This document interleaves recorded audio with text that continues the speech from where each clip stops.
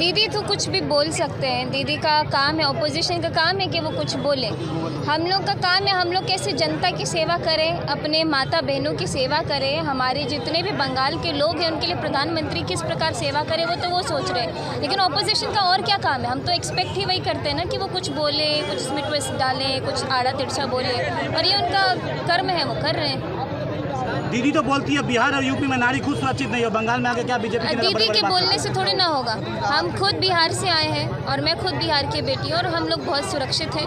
अगर कहीं भी कुछ भी असहज किसी भी लड़की को वहाँ महसूस होता है या फिर अगर कोई ऐसा क्राइम होता है 24 आवर्स के अंदर अरेस्ट होते हैं, और मैं खुद लड़की हूँ और मैं इस बात की सुनिश्चित करने के लिए आप सभी लोग के बीच में भी खड़ी हूँ कि मैं बिल्कुल महफूज हूँ। इवन मुझे बंगाल में आने में थोड़ा असहज महसूस हो रहा था कि चुनाव के दौरान जब हम देख रहे थे कि अपोजिशन पार्टी के जो कार्यकर्ता हैं वो लोग पथरावबाजी कर रहे हैं, वसूलीबाजी कर रहे हैं, दलालबाजी कर रहे हैं, तो शायद मैं सुरक्षित महसूस नहीं करूँगी। लेकिन जब मैं अपने भारतीय जनता पार्टी के कार्यकर्ताओं के बीच में हूँ तो मैं अब सोना भी पहन के घूमती हूँ, मुझे कोई डर नहीं लगता क्योंकि मुझे मालूम मेरे भाई लोग हैं मेरे साथ।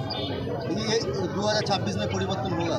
2026 में आप लोगों के प्यार और उनके साथ जो बीजेपी के साथ जो उनका जो स्नेह है उसको देख करके आपको पता चलेगा कि 2026 में परिवर्तन होगा और इस बार बंगाल जागेगा।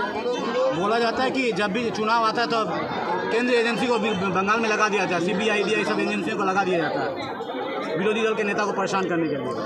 अब परेशान करने के लिए मुझे नहीं लगता। हम खुद अभी एक गाड़ी से गुजर रहे थे, बगल में ममता दीदी की गाड़ी जा रही थी तो बहुत ही अच्छे से जा रही थी। कौन परेशान है? कहाँ कोई परेशान है? विरोधियों को परेशान किया जाता है। केंद्र में जो आरक्षण बिल, महिला आरक्षण बिल आ रहा है, महिला आरक्षण बिल जो आ रहा है, दीदी का कहना है कि अपनी राजनीतिक सत्ता को चमकाने के लिए अगर ऐसा था 2023 में इसको इम्प्लीमेंट नहीं किया था। आज देखिए उसमें 2 क्लॉज थे ना, उसमें 2 बात थी ना कि डिलिमिटेशन होगा, सेंसस होगा, उसके बाद ही ना लागू होगा। ऐसे हवा में थोड़ी ना लागू हो जाएगा। पास हो गया, 2026 में होना था, सेंसस होकर के डिलिमिटेशन होकर के फिर 33% आरक्षण इम्प्लीमेंट हो जाना था। लेकिन उसको तो रोकने का काम ऑपोजिशन नहीं किया।